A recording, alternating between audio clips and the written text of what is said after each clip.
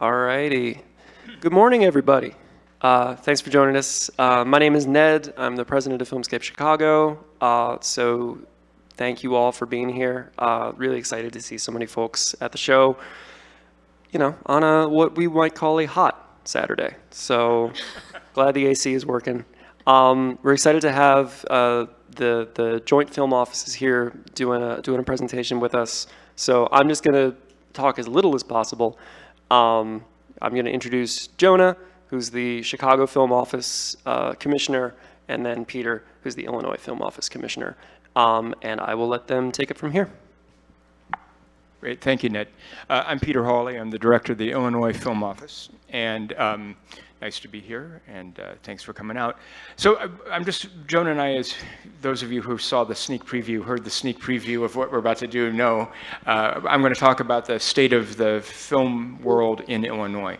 As you know, in 2022, we had a record-breaking year of $700 million worth of production spend in Illinois. 2023, as you also know, was marred by strikes, Writers Guild strike, Screen Actors Guild strike.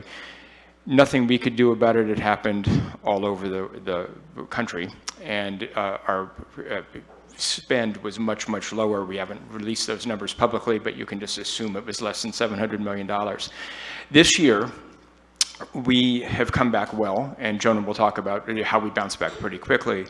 But because there are threats of both a Teamster and an IATSE strike, their contracts are up July 31st, the pipeline of new shows it's not there. But we know a bunch are coming back of existing shows.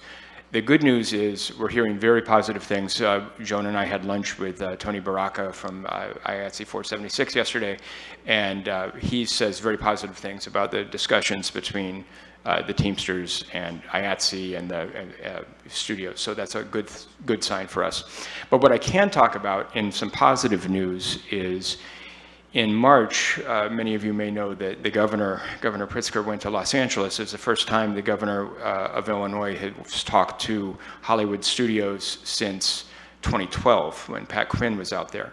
And I was there, and the Illinois Production Alliance pulled together a really nice luncheon. We had about 120 studio executives at that luncheon. The governor spoke, and I spoke, and then we had 9 meetings with studios, streamers, all the big players, and then a reception at NBC Universal one of those evenings.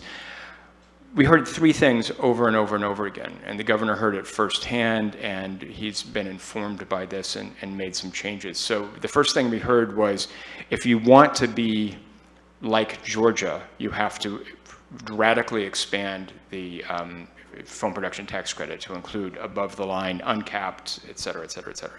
We expanded the credit 2 years ago in July of 2022 to a serious expansion for Illinois, but we did not go the full Atlanta route, and the governor does not want to do that. So we've got a limited expansion. But he also heard loud and clear, and this is significant, and it's also significant that he heard it unfiltered. It didn't come through me, it didn't come through the IPA, it didn't come through a lobbyist. He heard that studios say, we really like doing work in Illinois. We really want to come back. If you like having TV series and production like this, we're happy to be here. He heard that loud and clear. He also heard there is something you could do, and this is a real reflection of the strikes from last year. The studios, we heard this 3 or 4 times, maybe even more. If you could relax the rules on unscripted television, that would help us a lot. And they really would like, studios and streamers would like to have competition shows, game shows, talk shows here. And that was a very simple change to the tax credit, live audience. The other thing the governor heard as part of that was all of those things I just mentioned, competition shows, think Squid Game Challenge, which Netflix makes in Ireland. They don't want to make it in Ireland. They would like to make it here. And shows like The Voice, all of those shows have a studio audience. And up until now, our tax credit would not allow those shows to take advantage of the tax credit.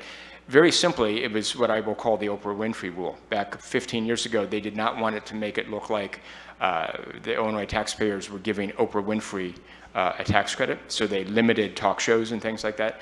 So at the very end of the General Assembly, in May, they relaxed those rules. So we now can have competition shows, game shows, talk shows, national talk shows take advantage of the tax credit, and that's significant. And the governor heard that firsthand from the studios, and 3 months later, it went into effect. He will sign that bill next week, and then we will see this. And I think, as Jonah will know, with the Democratic convention coming to town, we're going to have a couple talk shows here that week for the DNC.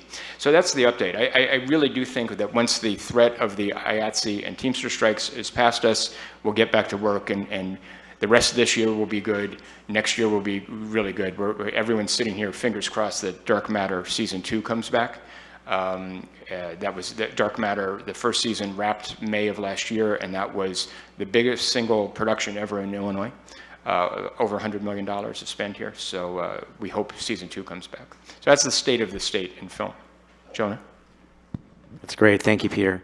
Yeah, so just complement that from the city perspective, echoing a lot of the things that Peter said, but more from a city point of view. Yeah, I think everyone in the production industry knows last year, 2023, was a really, really tough year to do those strikes. It was 7 months of stoppage of scripted narrative production backed by the majors. So I know it was tough for everyone. A lot of people leaned into commercial production, non-union, documentary work, those aspects of the industry that were not affected by the strikes, and some people had to pivot to find other kinds of work in order to make ends meet. The good news is once the strikes were resolved in late November, this is pretty amazing actually. Every single one of our long-running television series was renewed and was immediately scheduled, and that was those 6 shows of Chicago Fire, Med, PD, Force, The Bear, and The Shy. And all 6 of those films filmed in the city, and my office supported them with permits and logistics and production support from January until it's still something wrapping up right now and continuing into the summer. And we actually added 3 additional shows to the city roster that you'll be hearing about soon if you haven't already heard about the Emperor of Ocean Park, Deli Boys, and Mr. Throwback.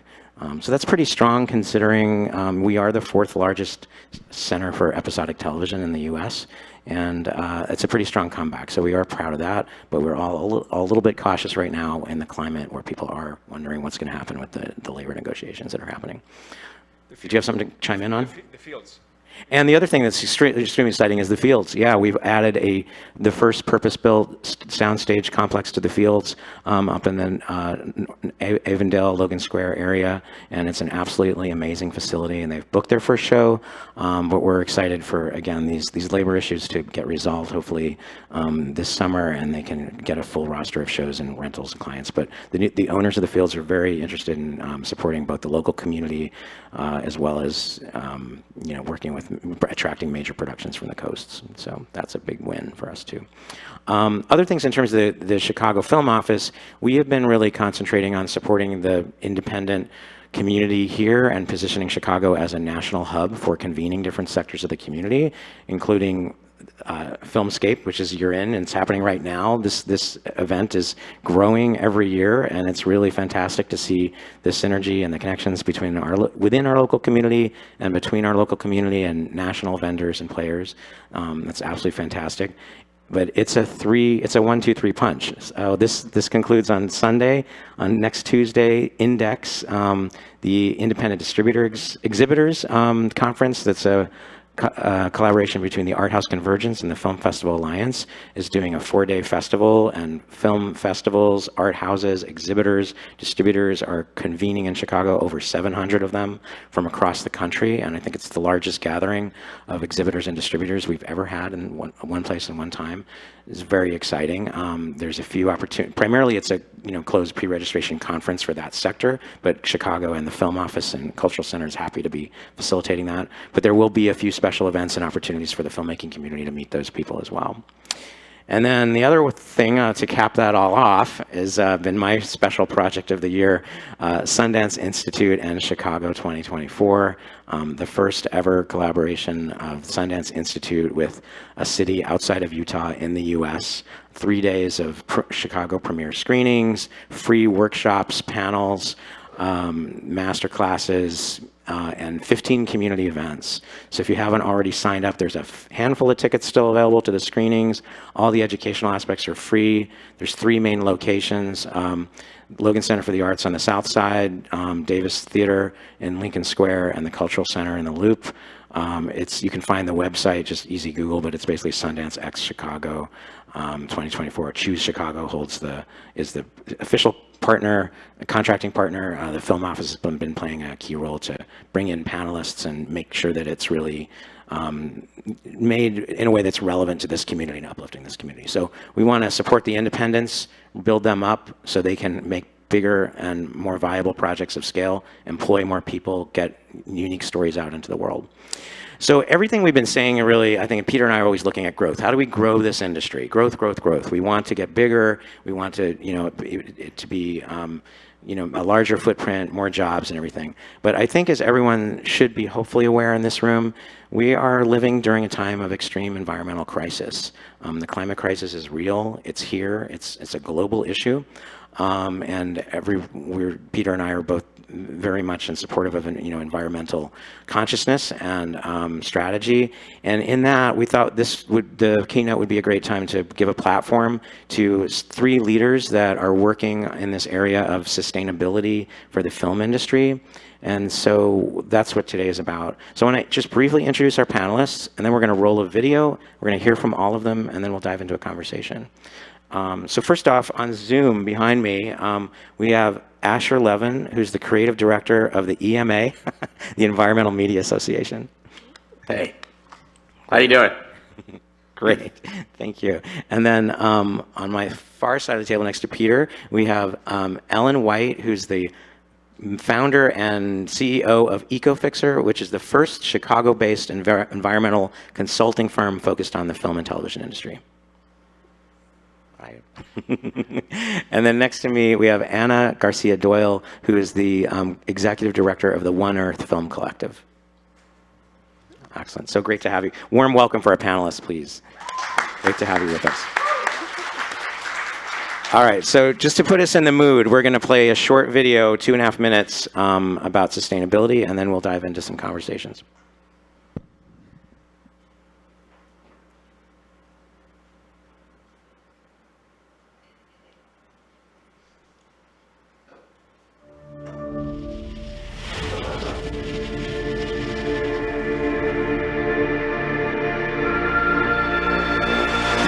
Define what society needs. AI won't kill us before climate change.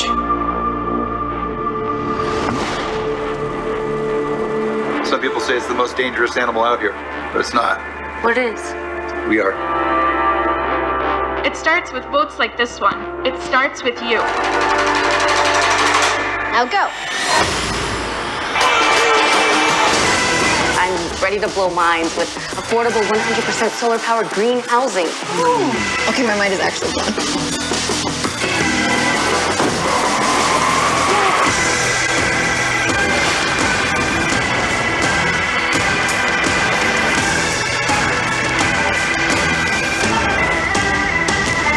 You have a yam man.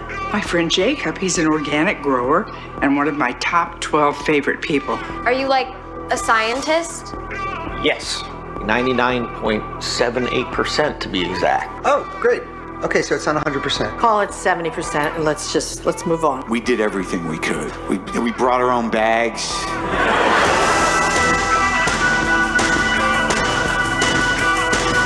I saw a kid litter and I started crying because nobody cares about the planet.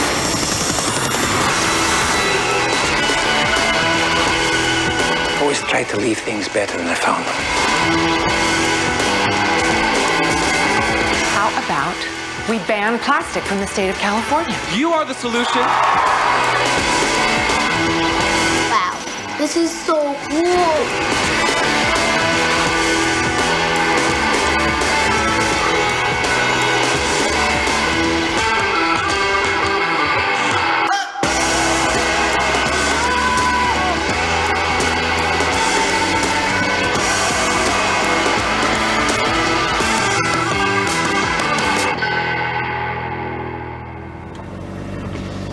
Si vous roulez pas là, couper le moteur. Oui, bien sûr. Bah, faut penser à la planète un petit peu.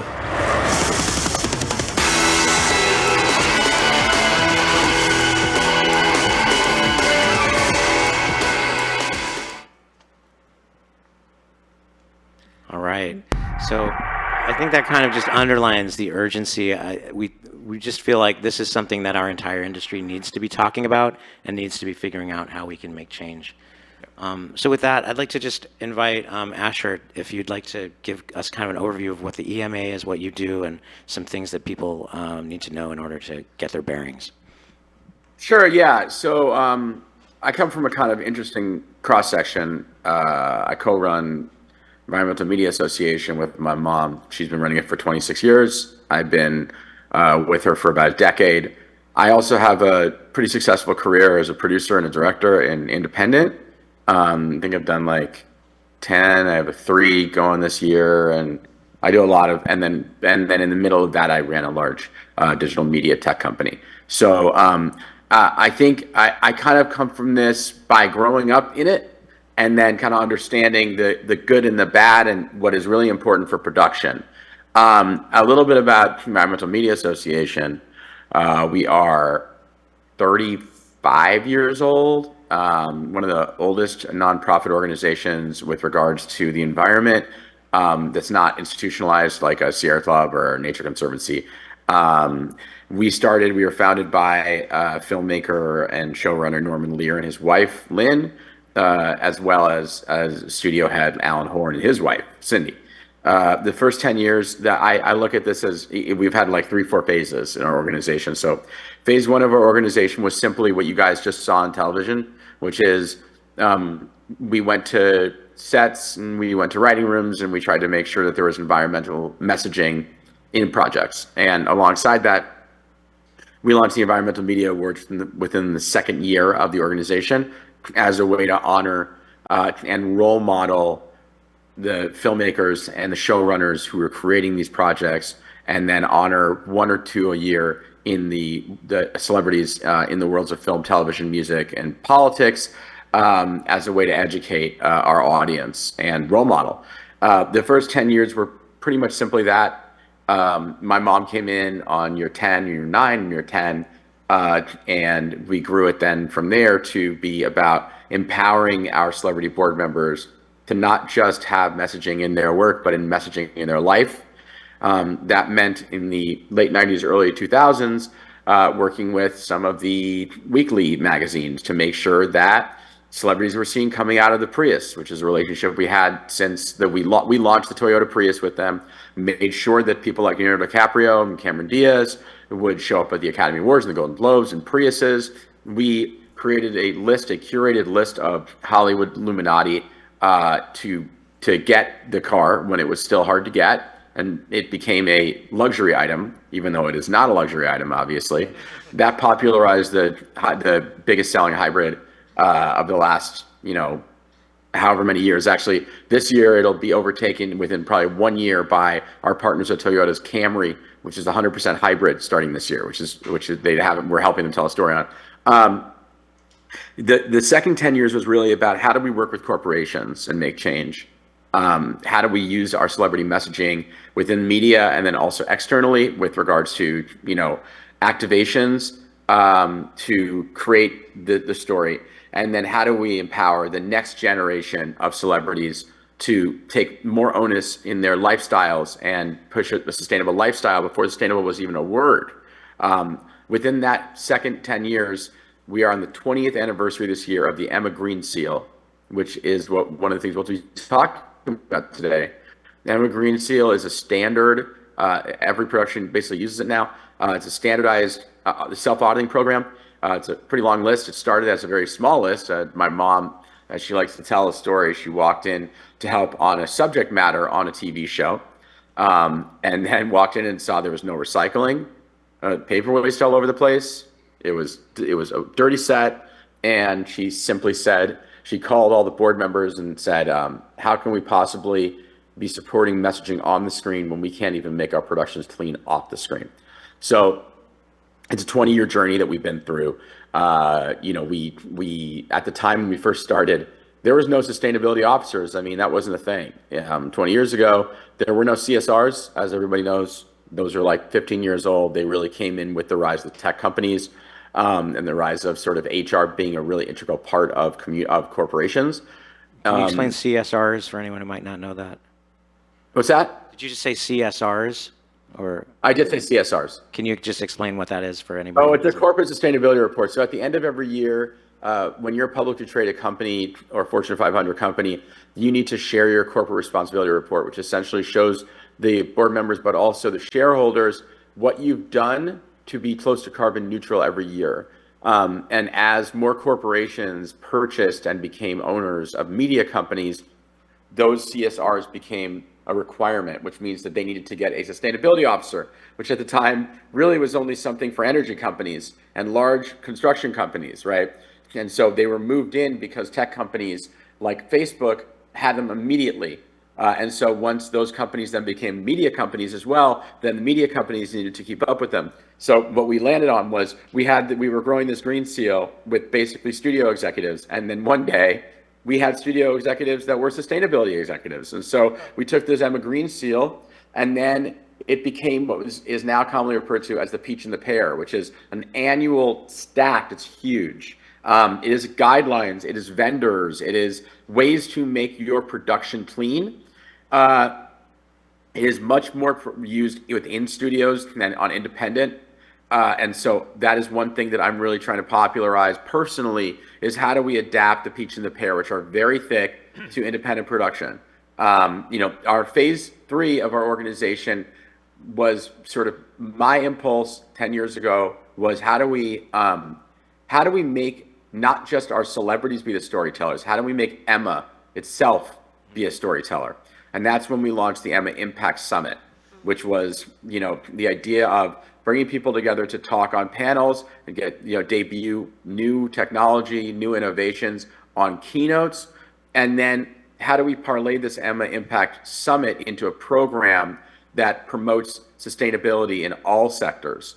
And so as we did that, we started to take the Emma Green Seal out of just studio production, learning that stuff, and then bring it into corporations, into corporate campuses, into hospitality. We work with the Montage Pendry Group. On Toyota, we helped them build their Plano, campus, and so on and so forth. And then with regards to celebrities, given the fact that at the time I had just built a pretty large tech company that was specifically focused on youth media and understanding the power of influencers, I brought some of them and some of that back into the organization so that the celebrities would not just be traditional, but also influencers, and then teach the traditional celebrities how to be influencers with their social media.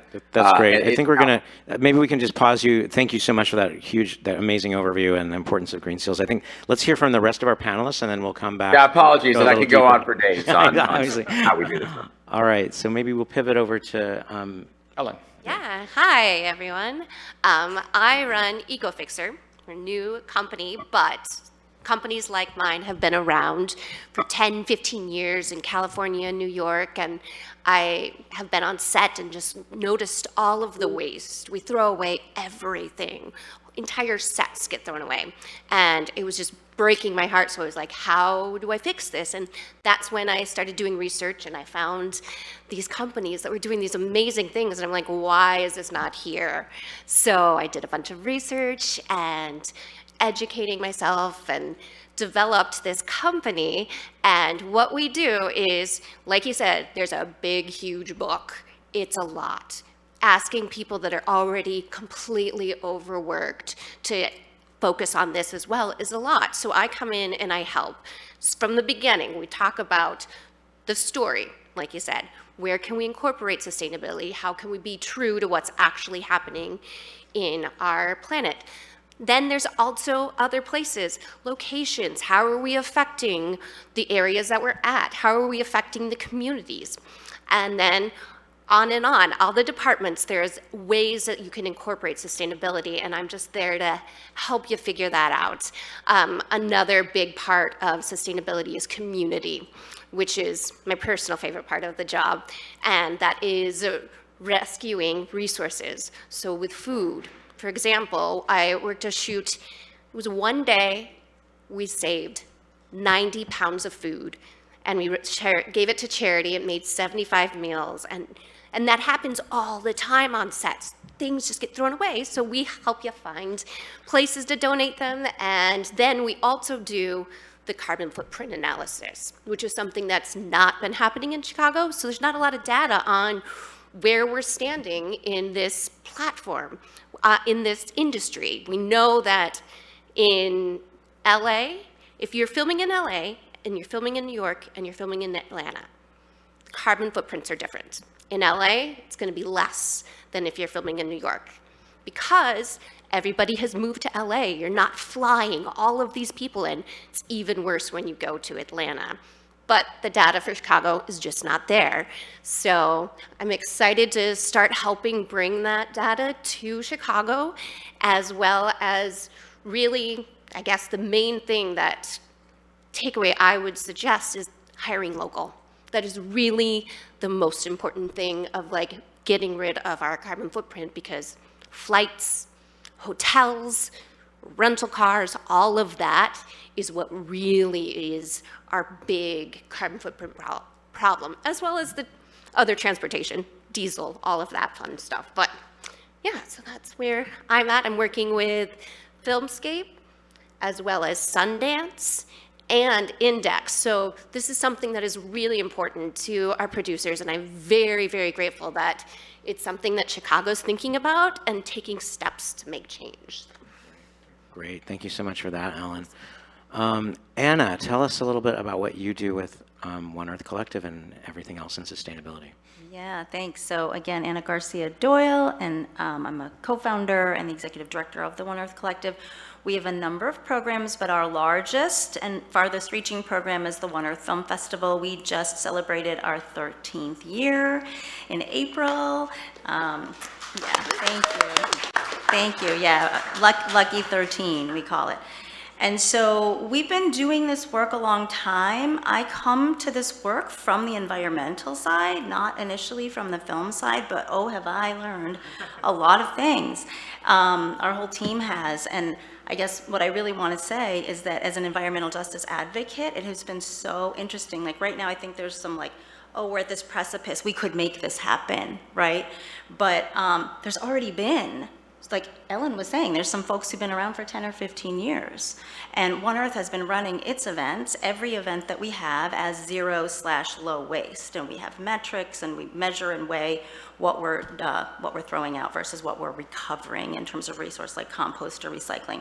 But back to being an environmental justice and climate justice advocate, what I've seen over this decade and more, which is encouraging, I think, is just this idea that you know, we're starting to like infuse what we do normally with this mission, this ethic, this view, right? This lens that we've seen in these stories right behind us this morning, and that some of us think about all the time. And so I would liken it to like the grocery store. Like you would be going in the grocery store, and way back it was like, well, if you wanted to buy like the cashew cereal, it was in a separate organic cereals aisle. Well, now all the cereals are together.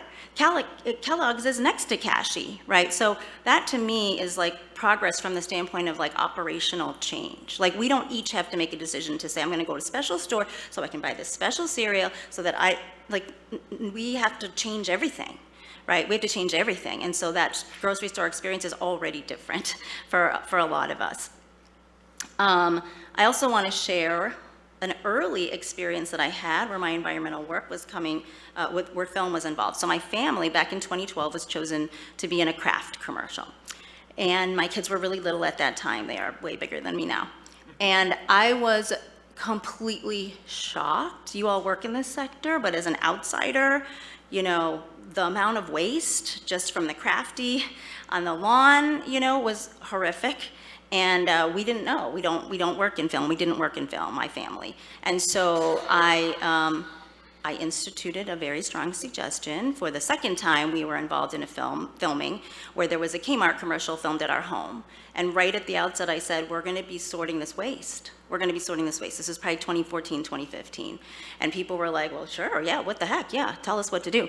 And so we did divert waste from that. And if I hadn't said that, like again, these are not operationalized. So people were like, well, tell us what to do. Okay, what does this setup have to be and who needs to cart the compost and where, right? And so at the end of it, they took like boards, like big flats and all this furniture they bought for these sets in my home. I'm like, we have furniture. They're like, no, we have a set. And it was getting thrown away. And so I contacted after-school art programs who were taking like cast-off materials. We brought rescued food to the fire station. I probably could have done better if I'd had more time, right? Like a real place of need. But we feed our firefighters. That's an important thing too. So yeah, so I feel like we've had some experiences that have really brought us to this place. So at One Earth, I'll just round out with this. We divert about 80% of our waste from all of our events. This is over more than a decade. And so I think what's important about this is we do need the incentives. We do need to make that operational change. So it's a default. It's not like, oh, well, you choose this and you choose. No, it's the default, right? It makes more sense. Often it saves money, right? Often it saves money. And so we want to demystify this. And some of these pieces are grassroots and low hanging. Like we really did a lot with this Kmart shoot over, I think, 3 days. So some folks come to us really into it. Like when we run our festival, oh, I want to work with the waste. Like you would be surprised. There's some real like champions who really want to tell people what bin to put it in, right? And also most young folks already get it. They're coming with it, right? So we want to follow their lead. And in a lot of ways, I guess I'll end on this point, it's back to the future. Like we did not live with these plastic bags or these single-use plastic bottles. I mean, we've lived with it for a blink, right? A blink. And so we can undo that. Most of our existence, we have lived without these comforts, really, conveniences, but they are not necessary and we can go back to the future. Great, Anna, thank you. And you speak my language when you use the word incentive, which I'm going to talk about in just a second. But when you were talking here at the very end, you reminded me of the sad early days of COVID, but the positive was how clean the canals in Venice got, and dolphins were back, and you could see the footprint get greener in a matter of weeks, right? But going back to incentives, so when I was speaking at the beginning, I was talking about the changes to the film production tax credit, and that is why productions come to any jurisdiction, it's the tax credit. And so you use the word incentive, and I'm the incentive guy up here on the table, and Asher, this is for you, and then Anna and Ellen can join in as well. Yeah, well, we're gonna, I mentioned this already, you and I will talk next week anyways about bringing Chicago. But seriously, is there anything? The incentive thing, just really quickly, I would love to talk to you about that because one of the things we've announced a couple times, once was at the awards earlier this year, our Emma Awards, and then we spoke about it on a high level at the summit just a couple weeks ago, was the idea of popularizing a 2% uplift for sustainable production. So I'd love to, I think just throwing that to you, I'm guessing you're going in that direction. Well, that was where I was going. So my question was, is Chris Dudley still in the room? Okay, great. IPA, turn your ears on here. But, so when he said the uplift, so right now we have a 30% tax credit. And if there was, as Asher just said, a 2% bump for sustainability, how would that look? And I assume you would have to produce the green seal and all that sort of stuff, and that would be our measure, because we can't go, my office can't go and look at every production and say, oh yeah, did you recycle? Did you get rid of all the paper on the set, et cetera, et cetera, et cetera. That's where you're going with that, Asher? Very simple. So for years, I was in the meetings. I understood the studio incentive. Studio doesn't need the incentive, just so we're clear. Like most of these studios, as I think I was saying yesterday when I talked to you guys, most of the studios have their CSRs. They need to be sustainable. They need to use the peach and pear already. Like their bosses are telling them to do it. There's a department. When you're talking about film productions that are independent, specifically film production, some TV independent, and then some studios that are not, part of the big four and are not publicly traded in the same kind of way with the same kind of scrutiny, the incentive isn't really there. It costs a little bit more money, and the perception is it costs a lot more money. And so about 3 years ago, I started to, because I have the influence, I make $2 to $5 million genre films mostly, but I'm usually the director, I'm always the producer. And so I just started kind of saying, hey guys, you know, we need to spend an extra $5,000, you know, just to make sure that this is a green set. And I started to take my internal stuff that I do with my organization and put it into action on smaller projects. And actually, it's probably a little bit cheaper than that. You know, I have not been able to graduate yet to the, you know, reducing the carbon emissions through the use of alternative generators. That's something that is definitely above my punching class right now until we get an incentive. But the other things that I have done have reduced massively. I tell all the actors up front, this is no single-use plastic set. We will have water hydration stations. We will have canteens. If you lose them, you have to get another one, and that's it. There will never be a supplementary, you know, plastic water bottle on set. From a holistic standpoint, it makes for a much cleaner set. Same thing goes with paper. You get a binder with the script, and then you better not lose that binder with the script. You know, and then, you know, if you're under 35 or 40, you don't worry about it anyways because you only read stuff on your phone anyways, so it's not that big of a deal. I do think that, once again, from a holistic standpoint, having a binder of a full script for an actor requires them to actually read the script and not just look at little sides. Never understood the concept of cutting the sides to be this big and wasting the rest of the paper. It's illogical. I don't really know what, other than, hey, it fits in your pocket, but that just, it's bad behavior, bad learned behavior. A paperless set, single-use plastic outlawed, is a much cleaner set. And then it goes into the crafty as well. As I said, a lot of this stuff is both for the good of the planet and also for the good of the people on the set, okay?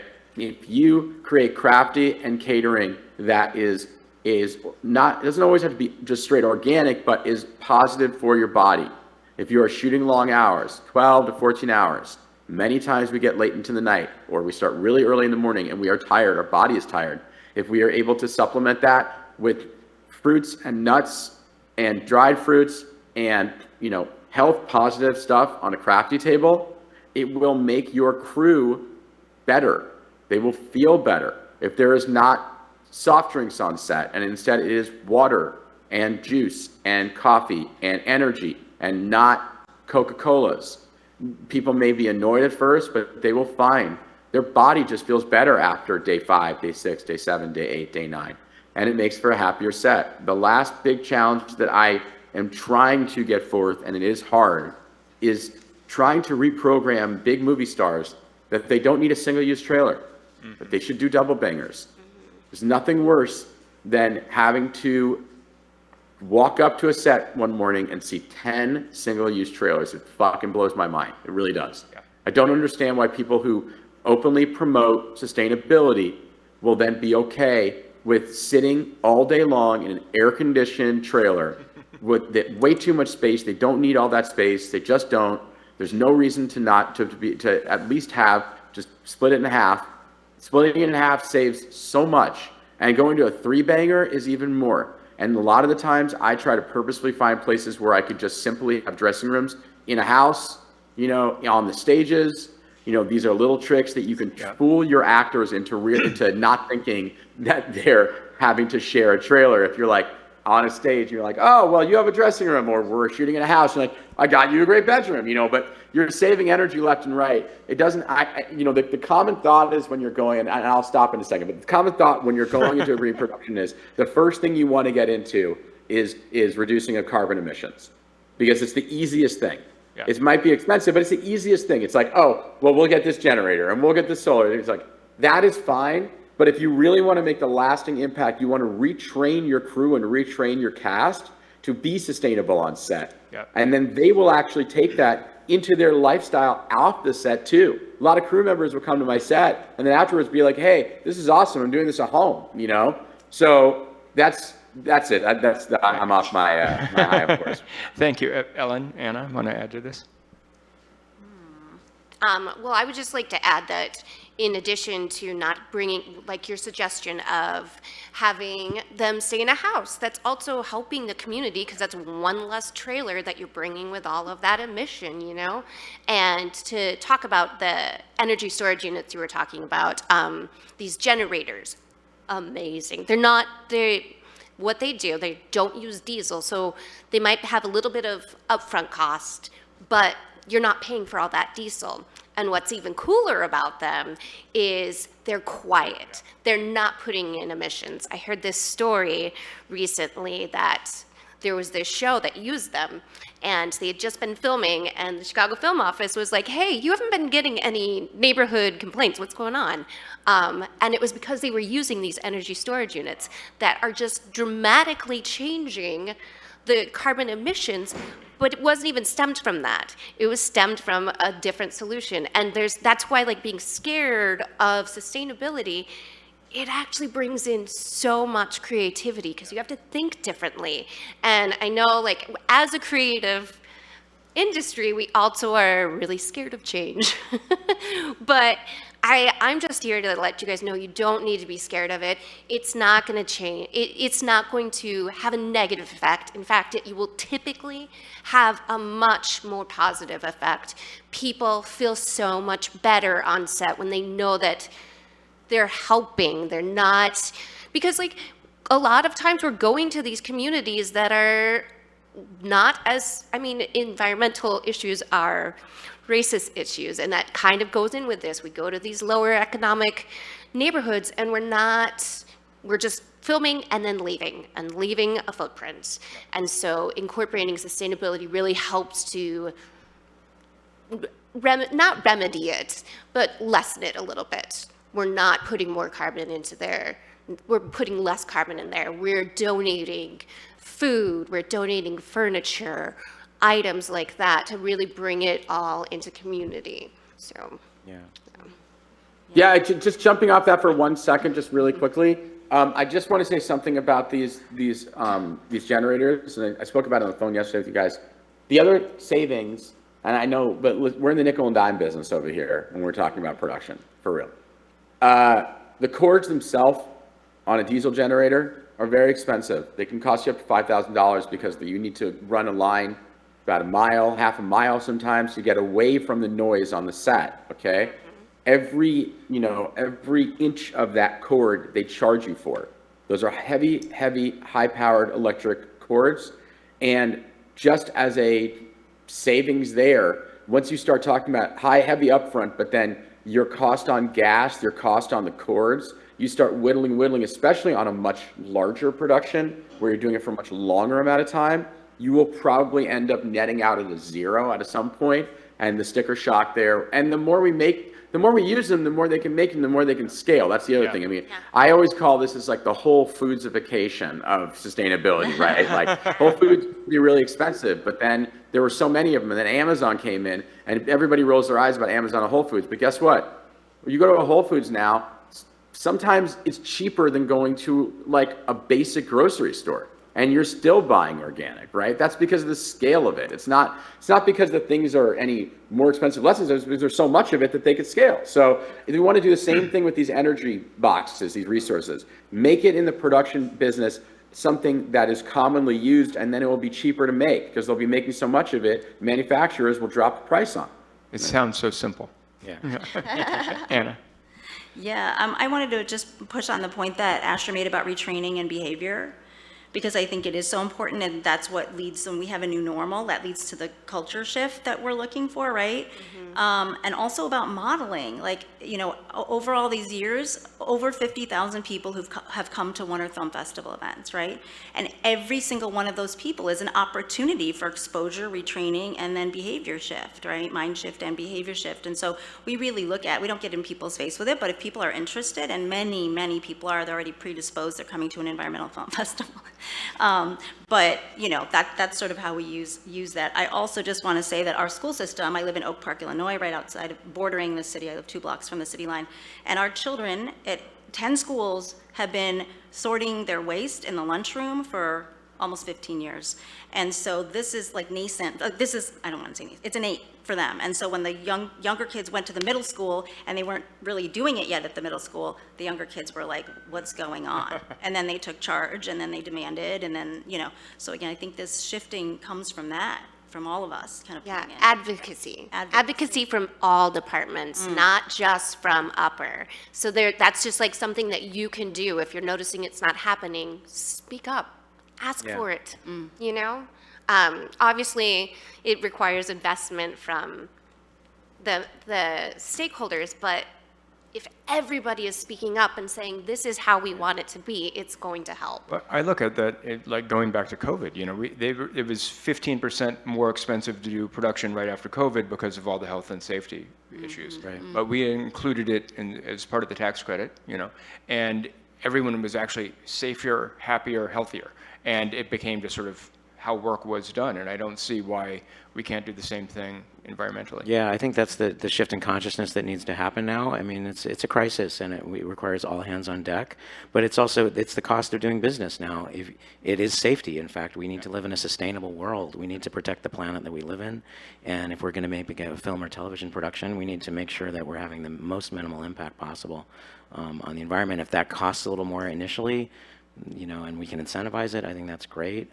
But ultimately, it needs to become, you know, kind of a requirement. And I guess I just see it as all hands on deck. I mean, the incentive angle that Peter's talking about, you know, can help that. But then also just from the grassroots of each one of us thinking about every action Awareness. we're taking. So. Exhibition. Oh, an exhibition, yes, definitely. Before we do that, I want to just mention though, these the generators that we're talking about, and also the other sessions that are happening here at Filmscape. Can we just give a quick shout out to the other sustainability sessions that I know you're involved with? And I don't know if any of those vendors for those environmental impact options in production should just be mentioned so people see them in the expo room. Go talk about them. They are here. Sunbelt has the energy storage units, as well as New Use Energy is here.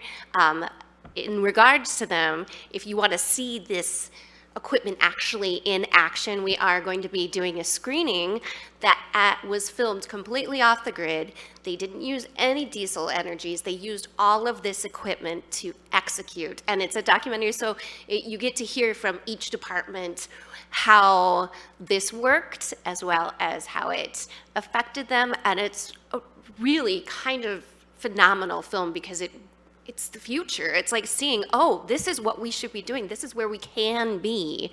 And the things that they were able to do that they wouldn't be able to do with diesel generators. So those are the big ones, Okay. yeah. That's great, that's great. But I also saw, I'm so sorry. I saw another one, but I do not remember their name. I just learned about them from being at this Filmscape.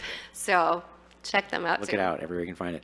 And then before we kind of open it up to broader questions, I just wanted to ask Anna to speak a little bit about the exhibition space, film festivals, because we've talked a lot about production. But I know, obviously, my office is involved in the Sundance event. Anna is one of the operations leads on that. And I think we're thinking not just the entire pipeline of filmmaking from the production side to how movies get shown to people and those types of large gathering events. What's going on in that space in terms of sustainability? Yeah, so I guess on the one end, the initial end, like when we started this, we were finding DVDs and passing them to one another in mailboxes to like literally, we were grassroots, we didn't come from film, we came from environment. And the uptick in the number of stories and films that cover this topic is immense. And the number of people who care. And so we are filling the Chicago Cultural Center with folks who really need to understand that literally the solution to our climate emergency is beneath our feet. It's our soil. And it's not farmers, regular people are coming in. So I would say just in terms of like the choices and what we present, so many rich, amazing stories that we're all learning from, as well as what happens in the convenings, which is that everybody is really sort of incentivized to play a part. So they're utilizing our resource recovery stations. They're asking questions, so how can I bring this, what we just saw in the film, to my community, right? And that fits right into this, the last thing I'll say about our head, heart, hands model that we call it, because we're an activist film festival. You know, the films are amazing, but it's not just about the films. We literally want people to like, you know, there's a lot of statistics, and Ellen might share some of these statistics. I have a couple too, like there's 95% of our table salt has plastic in it. right? Like there are these statistics where even if we think that's not my topic, it's affecting us. It's affecting us regardless if we choose to see it, right? And so if we have this data in our heads, our job at One Earth Film Festival is to push people into their hearts. Literally to use these stories to push people into their hearts and then to give up their hands. What can I do? So I don't know if that helps, but yeah. That's great. Let's open it up to questions from the audience. Yeah. Yes. On the topic of sustainability, I know we kind of talked more about the production side of things, but I'm curious about like media releases, especially. I know we're moving towards more of a streaming type of thing with media releases, but I still think the physical media market is still very important to the film industry. And talking about sustainability on that, because I know there's lots of plastic that's involved in like Blu-ray cases, DVD cases, and I see those get like thrown out a ton. How we can recycle those, and how, I mean, I see perfectly good Blu-rays and DVDs get thrown out, and they're perfectly good use people, other people can use them and stuff, and how, any future like plans for that on sustainability? That is an excellent question. I will say that as far as the plastic goes, it depends on what number it is. Luckily here in Chicago, we do have a pretty great recycling system. We're able to recycle most numbers, except for loose plastic. Don't recycle loose plastic. But then as far as the DVDs go, if you can donate them to somewhere that Library. can use it. Yeah, the library is a great location. You can also upcycle it, use it as a craft. There's ways to look at it in a different light and that's, I guess, the where I would say. Anna? Yeah, I would love to add on to all the great things that Ellen just said. Thank you for your question. I think when we talk about reduce, reuse, recycle, right, everybody's like, oh, Jack Johnson wrote a song, the whole thing. There is no more recycle. I hate to break that to people. Less than 9% of our plastic is recycled. So that doesn't exist anymore, right? So it's really like refuse, reduce, rot, which is compost. Like Well, that's you're really forgetting where one. our There's minds also need to be. reuse is the other one. Yes, sorry, yes. Yes, reuse, yep. Yeah, and just jumping in on the reuse on the production side, the other thing that I often ask on the top of production is, and that I know my studio partners do, is how can we reuse some stage flats? Are there wardrobe that we could reuse? If it, on the end of a construction, where are we giving this to?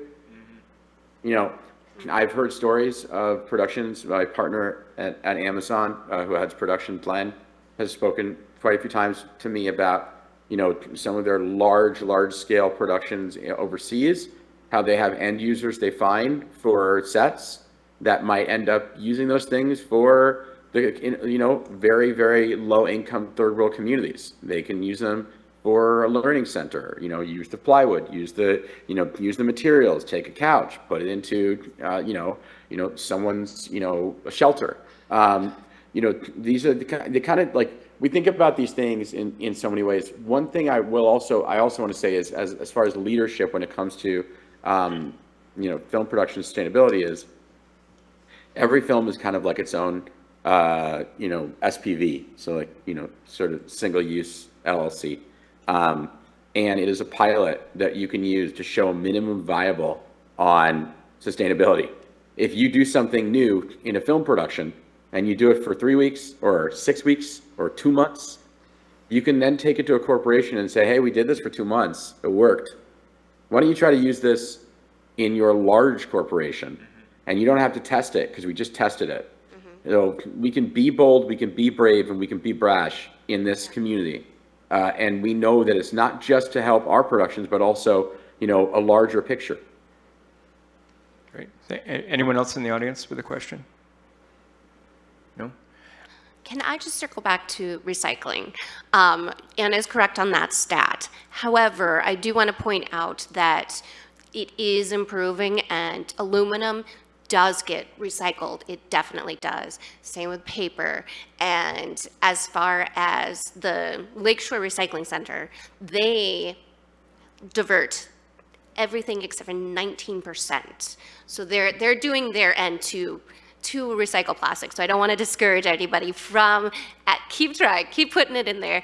The systems are going to get better as long as we keep trying, but also eliminating plastic is the actual answer. Yeah. Yeah, the more and more I think about this, I just feel like setting our sights on eliminating single-use plastic should be like the most immediate goal, or one of the immediate goals. And the diesel generators. Yeah. I mean, it's, And I just want to, one more thing. Yes, thank you. Filmscape did a great job at that. Yeah. It's a work in progress, new technology, so there's always going to be hiccups, but it takes people being brave and trying them out. So I just want to give Filmscape big shout out. Yes. And thanks for these plastic-free lanyards too. Yes, they've been doing so much as far as sustainability. Go ahead, check out their website. They've got a whole thing of what they've been doing. But I also, if you want something actionable that you can do in your personal life, I'm not harping on going vegan, but at least reducing your cow intake really helps. Cow one meal is 99 kilograms versus a vegan meal, which is 0 to 1 kilograms. So it just makes a huge difference. Even just going with chicken, something different than that. So kilograms of what? Do you want to clarify? Oh, sorry, of carbon emissions.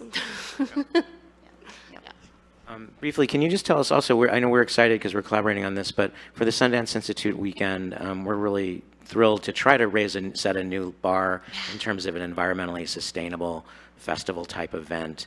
Can you just tell us a little bit about what that collaboration and what's in store for that? It has been a beautiful collaboration. Anna has been the driving point of it, and I'm just we're working together we're doing what is needed, is like looking at every single thing. Where is this cup coming from? Where is the water coming from? How are we making it accessible to everybody to be incorporating? And we're also going to be rescuing a lot of food from the events. I don't know if you wanted to speak some. Please come. Yes. The 28th, 29th, and 30th, all of the events have this lens. It doesn't matter which film or panel or any workshop that you attend. So yeah, please come and please give us feedback about how it was for you. I guess I did have something that flew out of my brain, but I guess I just want to ask a question to you all. How many people in this room feel like they have a little bit of uncertainty or have thought about our climate crisis at all? Yeah, it's most of us, right? And I feel like we have this head, heart, hands model because when action is an antidote to despair, right? Paralysis is definitely not going to get us anywhere, or overwhelm. So I guess I would love to just end on a quote from my side, which is, in the face of this uncertainty, this idea that the greatest way to predict the future is to create it, right? It's up to us. Great. Thank you. That's great. There's 2 more panels. Oh, I'm sorry. You go ahead. Go ahead. Yeah. First, thanks everybody in the panel. And I didn't know anything about the sustainability initiatives, and now it sounds really promising. Thanks to Jonah and Peter for everything. Over the years, expanding the tax incentives, working on that, getting post-production. Everybody really appreciates it. I actually work in post-production, so I was curious if there was any talk of, like, for the Bear, because I know post-production for the Bear goes out to New York. That happens with a lot of the shows they go elsewhere, not Chicago. So I was curious if any of that if there's any plans for that to be happening more in Chicago than elsewhere in the future. I can answer that quickly as best I can. There was just passed last week an incentive up to $2 million for post-production sound to be done in Illinois for features, capped at $200,000 a project that would start July 1st, 2025, and maybe January 1st, 2025. January 1st, 2025. Thank you, Chris. Literally, we are looking at it Monday. It came across our desk last week, and we're looking at it deeply Monday. That's a start. And the other big thing is, the Bear fills out their tax credit application. As part of that application, they could do their post here. It's included if they did all the post here. And we also incentivized 2 years ago editors, VFX supervisors for work performed in Illinois. That is a big ask, just like getting writers' rooms here is a big ask. Just, we want it, but, the money is often in California. But we're moving that direction. In regards to the bear, there is going to be a panel at Sundance that actually is going to have the rigging gaffer of the bear that incorporated these storage energy units. Highly recommend you come. There's also going to be Local 600 talking at it, as well as Big City Sets talking about how they did it. And that's our talk. Nice segue, Ellen. I loved how we went to post-production to the bear, back to sustainability. Awesome. Thank you so much to our panelists, Asher, Anna, Ellen. Thank you, Peter. I think this was great. Thank you, Filmscape, Ned, and team. Thank you. All right. Have a great rest of your day, everybody. Asher, we'll talk next week about incentives and bringing your films here. Yes. Yeah. Oh, listen. Seriously, I have a bunch. I'd love to bring a bunch of stuff here. And it starts now. As long as you like creepy, scary stuff, and We like creepy, scary stuff here. We'll talk next week. Take care. Talk to you guys later. Bye, guys.